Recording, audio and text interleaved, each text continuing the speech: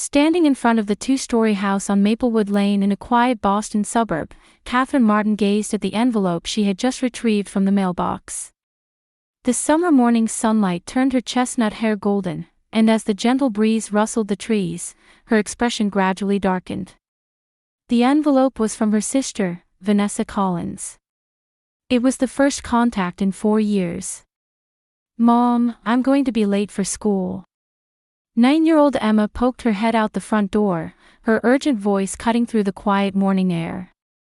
Catherine snapped back to reality, slipped the envelope into her bag, and turned to her daughter with a forced smile. "I'm sorry, Emma. Let's go." Catherine worked as a senior analyst at an insurance company while raising her daughter alone. After her divorce 3 years ago, she had built her world around just her work and Emma, keeping family interactions to a minimum. It wasn't so much her choice as what circumstances had dictated. In the car, as Emma fastened her seatbelt, she asked, "Mom, did something bad happen?" Catherine smiled from the driver's seat. Emma's perceptiveness always amazed her. "No, everything's fine. I just received a letter from your aunt." "Aunt Vanessa?" Emma showed interest. "I hardly remember meeting her." "Yes. The last time you saw her was when you were 5, so you might not remember her."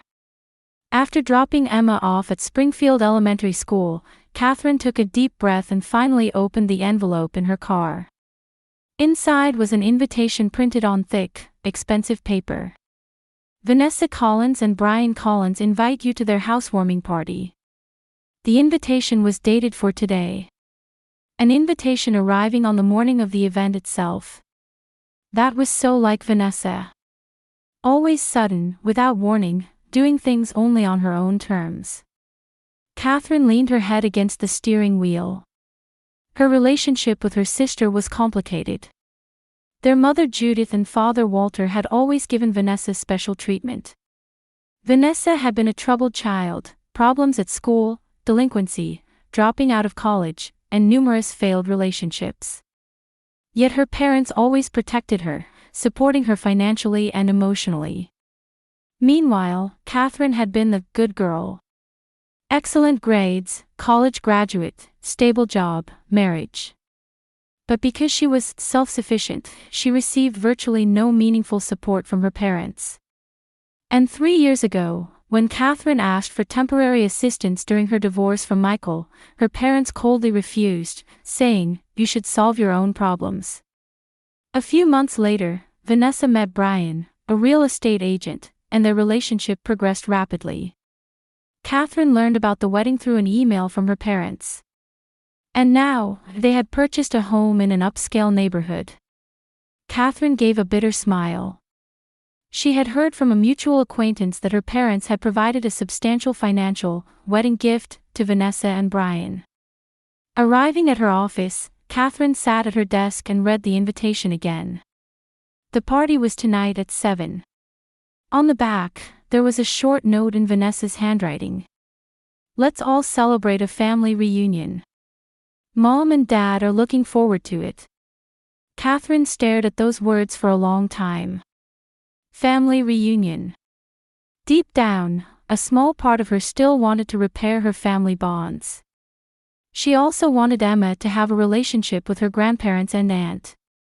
During her lunch break, Catherine discussed the invitation with her workplace friend Rachel over lunch at a cafe. "Surely you're not planning to go?" Rachel frowned. The former detective always had a knack for seeing through people. "Considering how your family treated you, especially during your divorce." "I know," Catherine said, rotating her coffee cup. "But when I think about Emma, I want her to have a connection with family." Rachel looked her friend straight in the eyes. "You always think about others. Sometimes it's okay to put yourself first." Catherine shrugged slightly. Her perfectionism and constant need to meet others' expectations often exhausted her. "Anyway, I'll go tonight. At worst, Emma can see her grandparents, and I can see my sister's new house," she said with determination. However, on her way back to the office, anxiety spread in Catherine's chest. A family reunion after 4 years. What outcome would it bring? That evening, Catherine picked up Emma and explained about the party. Tonight, we're going to see Grandma, Grandpa, and Aunt Vanessa. The whole family will be together for the first time in a while. Emma seemed a bit surprised at her mother's words but quickly smiled. We'll see Grandma and Grandpa. Wow, I'm excited. Watching her daughter's innocent excitement through the rearview mirror, Catherine felt mixed emotions. For Emma's sake, she needed to smile through the evening. Put aside past wounds and consider this a chance for a new beginning. At dusk, Catherine's car followed the GPS instructions into an upscale neighborhood in Brookline. As they drove down streets lined with brick mansions, her anxiety grew. These houses are amazing, Emma said, wide-eyed, looking out the window. Which one is Aunt Vanessa's? Catherine checked the address while answering, we're almost there. It should be just ahead. Stopping in front of a large iron gate, Catherine pressed the intercom. After a few seconds, with a metallic sound, the gate opened to let them in. A stone path leading to the entrance was flanked by professionally landscaped gardens.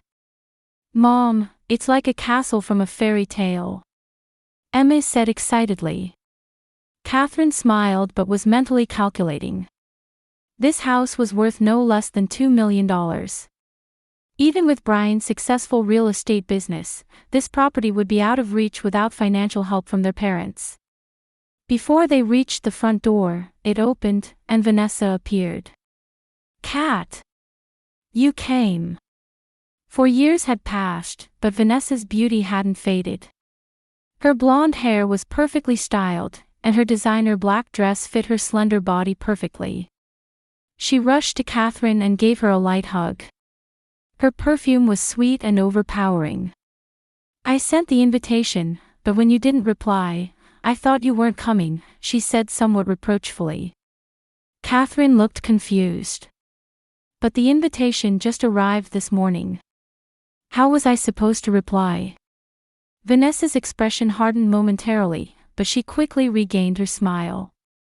Oh, that's odd. I mailed it last week. She turned to Emma, changing the subject. And this must be Emma. My, how you've grown. Come in, everyone's waiting. Entering the entrance hall, they found it already crowded with guests. Luxurious furniture, chandeliers, marble floors, everything spoke of extravagance. Look, there are Mom and Dad, Vanessa pointed to a well-dressed older couple. Catherine approached her parents nervously. Judith and Walter Sanders were chatting with other guests but paused their conversation when they noticed Catherine and Emma. What flashed across their faces momentarily was surprise and displeasure. Catherine, you came, Judith said with a formal smile. Her face, looking remarkably young for her 60s, was the result of expensive cosmetic surgery. And Emma, too. My, how you've grown. Walter gave Catherine a stiff pat on the shoulder. How have you been? That was all he said before immediately returning to his conversation with the other guests. Emma seemed confused by her grandparents' cold response. Mom. She called in a small voice. It's okay, Catherine smiled at her daughter. Grandma and Grandpa are busy right now. We'll talk with them later. As the party progressed, Catherine began to feel increasingly uncomfortable. The other guests seemed to be business partners or social acquaintances who either ignored her or looked at her strangely. Her parents and Vanessa rarely approached Catherine, and they occasionally appeared to exchange meaningful glances. Mom, I feel like we don't belong here, Emma whispered from a corner of the balcony. The other kids won't play with me either. Indeed, the other children were playing together in a separate group, excluding Emma. It hurt Catherine's heart. It just takes time, honey. They're all strangers, she answered gently, but inside, regret was growing. Perhaps coming to the party hoping for family reconciliation had been a mistake. While exploring the mansion alone to clear her mind, Catherine passed by the kitchen. There, she spotted Brian and several men gathered, talking. They didn't seem to notice her. "The documents are in order?" one man asked. Brian answered confidently, "Yes, everything's set. The signatures are verified." "When will the insurance pay out?" another man asked in a low voice. "It will be processed promptly after the accident," Brian said with a tight-lipped smile. "Don't worry. Everything will be finished by tomorrow." Catherine felt a chill down her spine. Insurance? Accident? What were they talking about? She quietly moved away and looked for Emma. Finding her daughter, Catherine felt somewhat relieved. Emma was standing alone by a window, looking out at the garden. "Emma, are you tired?" Catherine asked gently. Emma turned around and looked at her mother with an anxious expression. "Mom, this house feels strange." "What do you mean?" "Everyone keeps staring at us. And when I went to the basement." "The basement? You went there alone?" Catherine was surprised. Emma nodded slightly. "I was looking for the bathroom, and there were stairs, but when I went down, I saw some men working on something. They noticed me and looked really angry, so I ran away." Catherine's anxiety increased. She looked around the room. Her parents, Vanessa, and Brian had gathered in one spot, occasionally glancing at them while talking about something. Their expressions showed obvious tension. "Emma, just hang in there a little longer. We'll leave soon." Catherine squeezed her daughter's hand, trying to reassure her. Just then, Vanessa approached. Her smile seemed more strained than before. "Kat, you are staying overnight, aren't you?"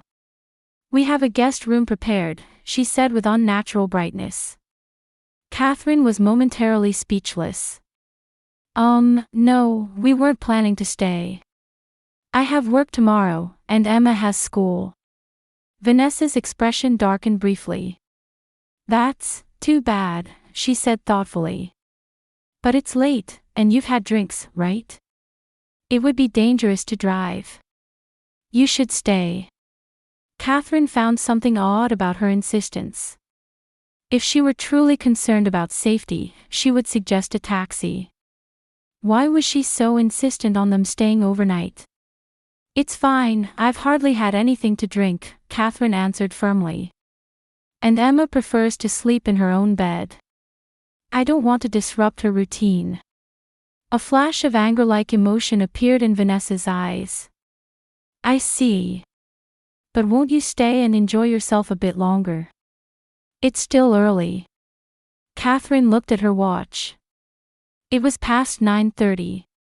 "We'll stay a little longer," she smiled, but internally her wariness was growing.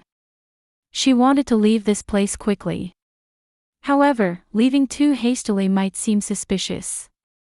When she stepped onto the terrace for a breath of air, Catherine overheard another conversation among Brian's friends. "It should be finished by tomorrow morning," one said. "The timer is set." "We'll leave after they've gone to bed," another man answered. "It's a perfect plan."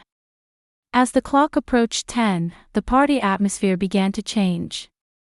Many guests started preparing to leave, and the spacious living room gradually emptied.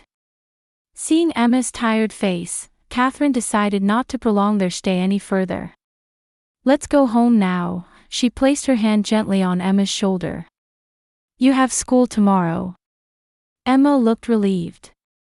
"Yes, I want to go home." Catherine picked up her bag and headed to the center of the living room to say goodbye to her family. Walter, Judith, Vanessa, and Brian were standing in a small circle, talking in hushed voices about something.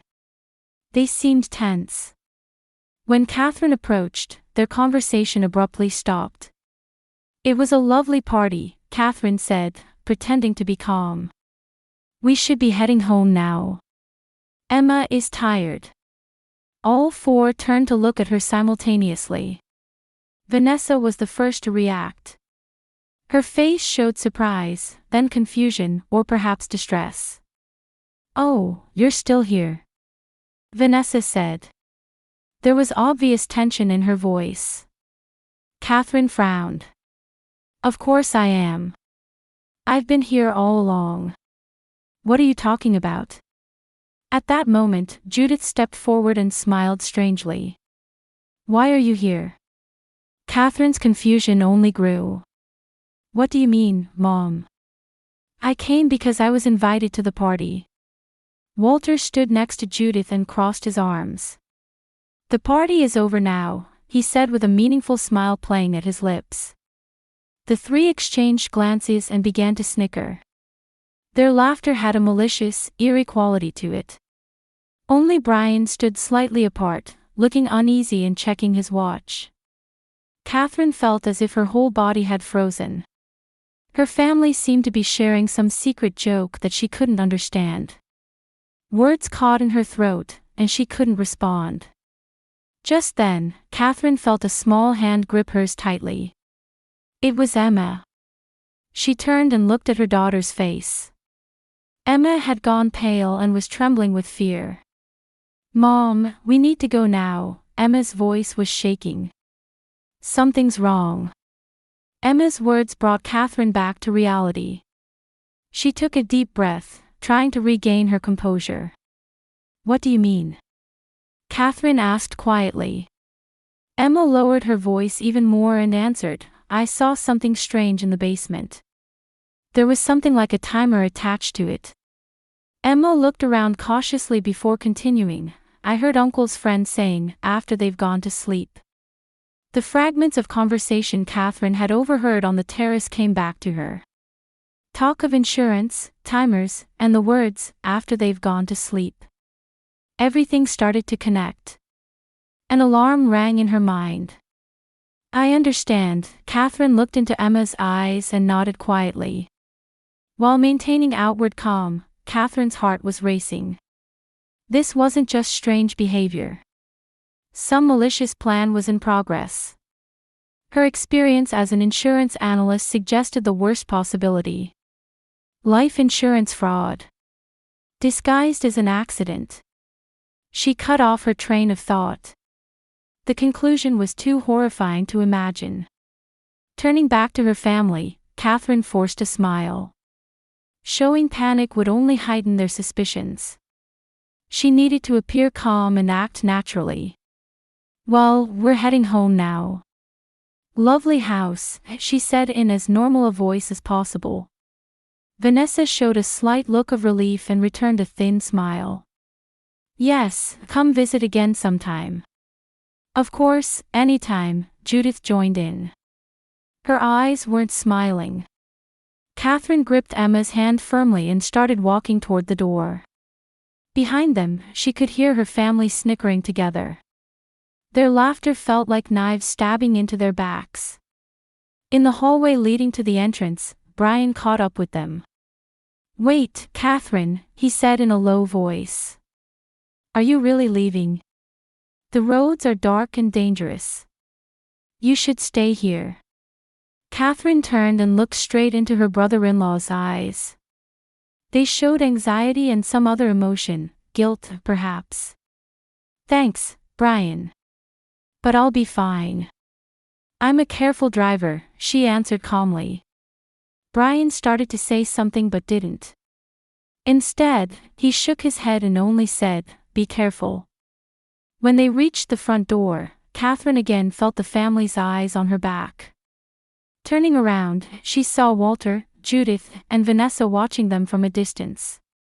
Their expressions seemed to show disappointment and anger.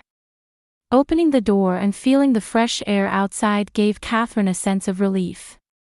However, she didn't feel completely safe yet. She hurriedly guided Emma to the car. "Hurry, Emma. Get in the car," she said quietly. As they got into the car and started the engine, Catherine saw her family seeing them off at the entrance. They were smiling and waving, but their smiles didn't reach their eyes. Driving away, Catherine couldn't relax until the house was no longer visible in the rearview mirror. Mom, that house was scary, Emma said in a small voice. Everyone was acting strange. Catherine turned to her daughter with a reassuring smile. It's okay now. When we get home, tell me everything that happened. Including what you saw in the basement. Emma nodded, but her expression was still filled with fear. What were Aunt Vanessa and the others trying to do? Catherine took a deep breath and chose her words carefully. I don't know, Emma. But thanks to you, we might have escaped something bad. You're such a brave, smart girl. Emma didn't ask any more questions. The car fell silent.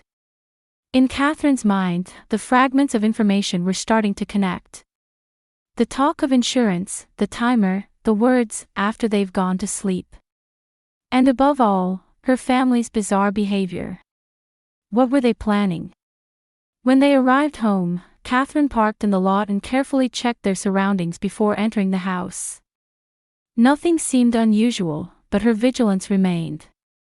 Emma, let's sleep in my room together tonight, she suggested. Emma nodded obediently. Yes. I'm scared to be alone. After entering the house and securely locking the door, Catherine picked up the phone. This wasn't an issue that could be dismissed as merely strange family behavior.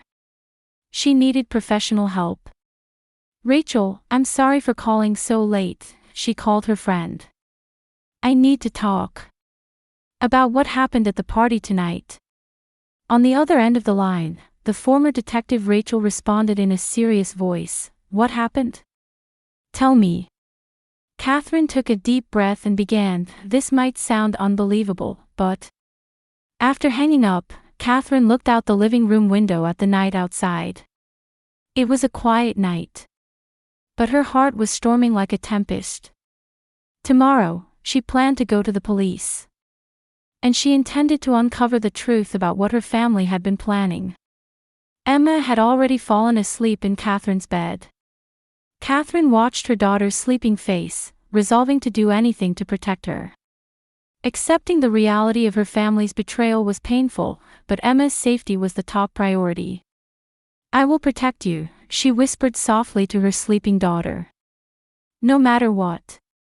Catherine picked up her cell phone and opened the memo app.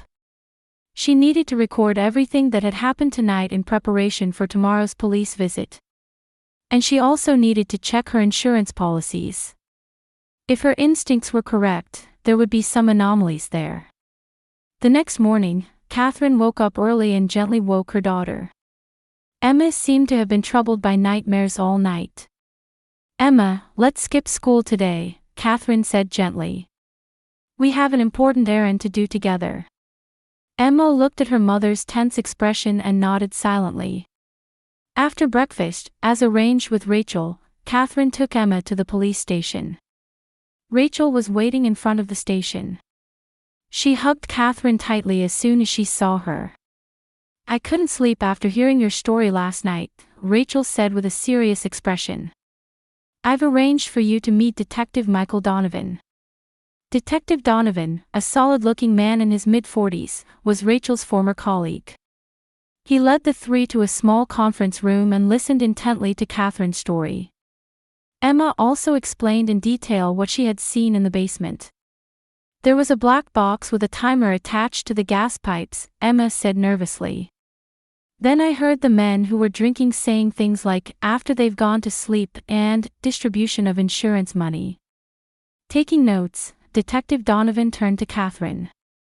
Ms. Martin, I understand you work for an insurance company. Any thoughts on this?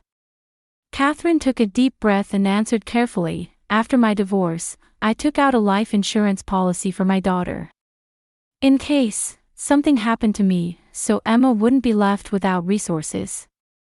Detective Donovan opened his computer and typed. Let me check something.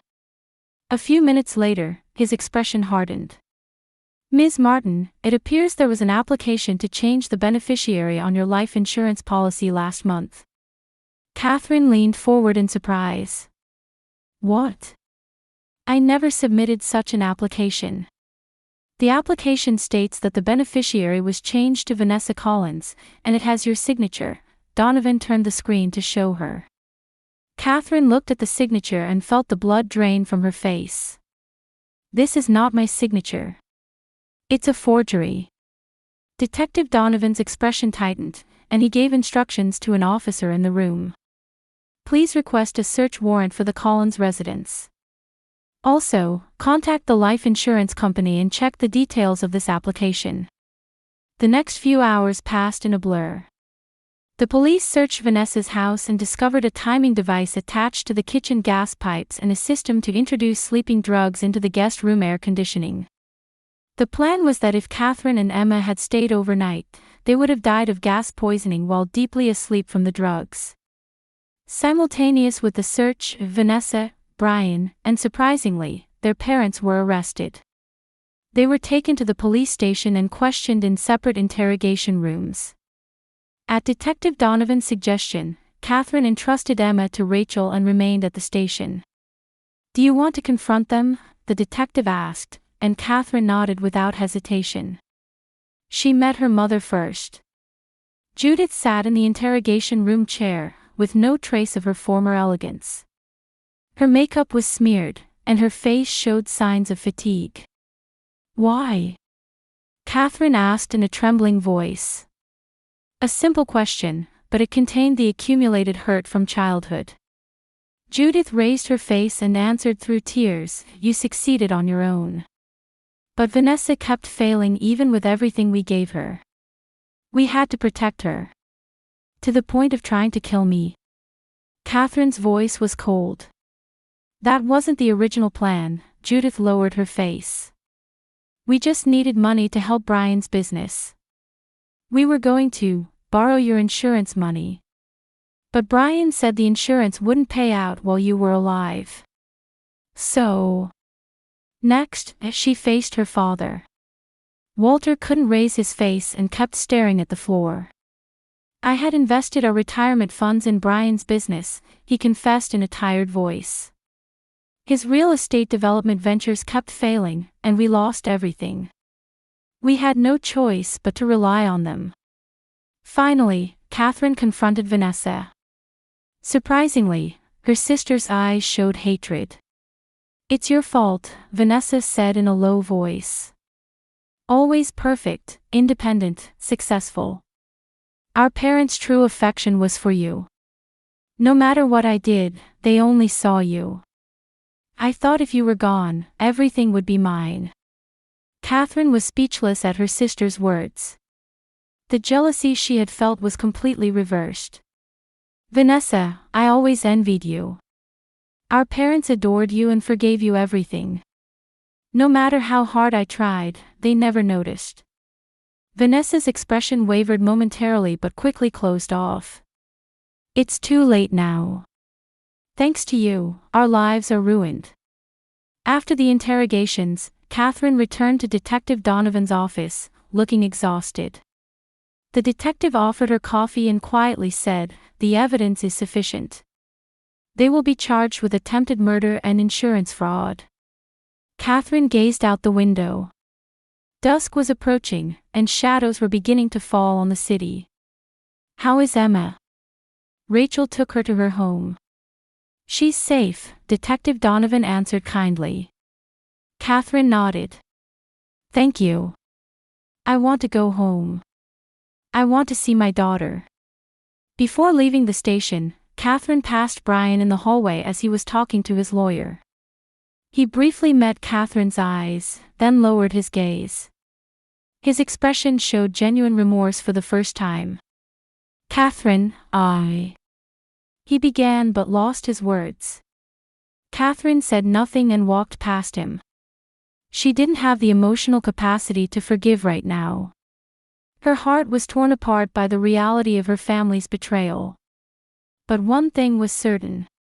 Emma and she had survived, and they would move forward.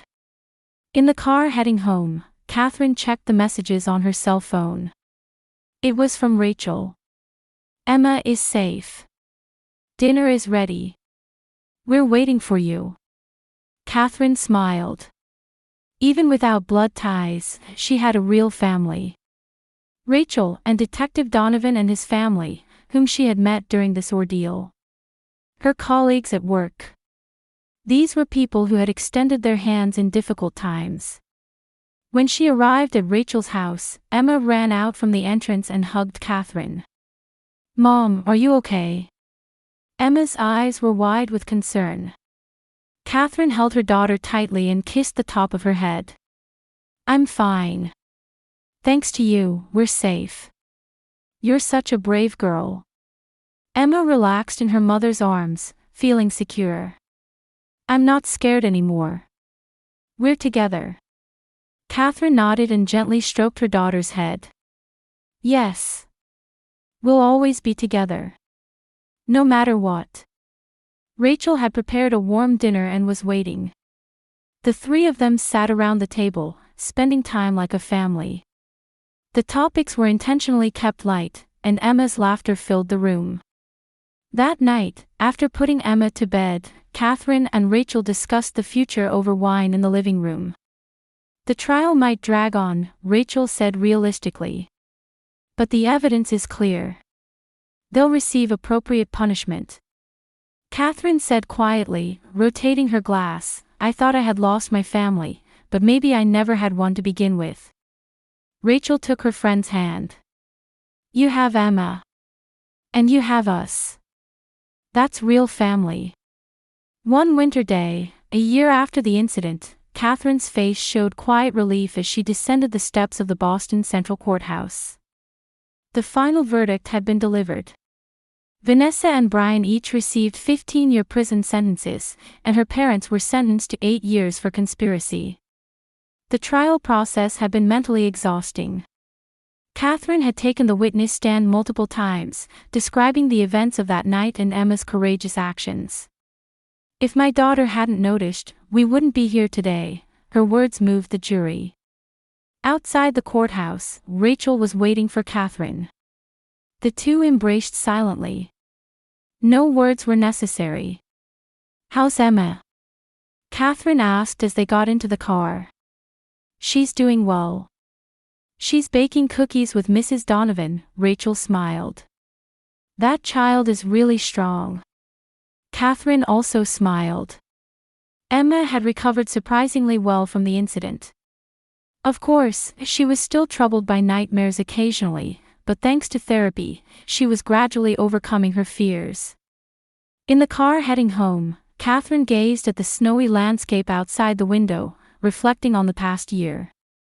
After the incident, she had purchased a new house and, through Rachel's introduction, changed jobs to a different insurance company. The change was necessary for both her and Emma. The most difficult part had been meeting with Vanessa. Initially, Catherine had no intention of ever seeing her sister again. However, with encouragement from her psychological counselor, and for her own sake to move forward completely, she decided to visit the prison. During the first visit, Vanessa denied responsibility and accused, "You've ruined my life." However, by the third visit, Vanessa finally reflected on her actions. "Since childhood, I've envied you. Your parents' love, your success, your independence, everything. I was always told to be like Catherine, but I couldn't." Her relationship with her parents was also complex. In their visits, they confessed, "We gave in to Vanessa too much. It's not that we didn't love you. Just, we thought she needed us more." Catherine couldn't forgive them, but at least she was trying to understand. When they arrived home, Emma ran out from the entrance. There were still traces of flour on her cheeks. "Mom, I baked cookies."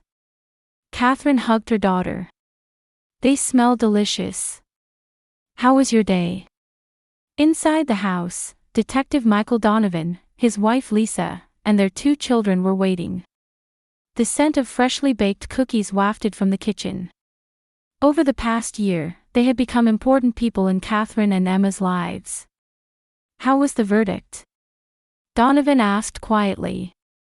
As expected, Catherine answered briefly. She didn't want to talk about the details anymore. It was time to accept the past and move forward. That night, Catherine was preparing for Emma's 10th birthday party. She decorated the table, wrapped presents, and baked a special cake. Tomorrow was going to be a special day.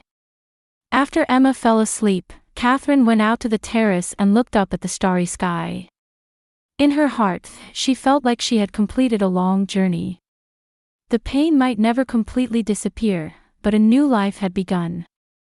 The next day, a new family gathered for Emma's birthday party: Rachel, the Donovan family, colleagues from work, Emma's school friends, and their parents. Laughter and music echoed throughout the house.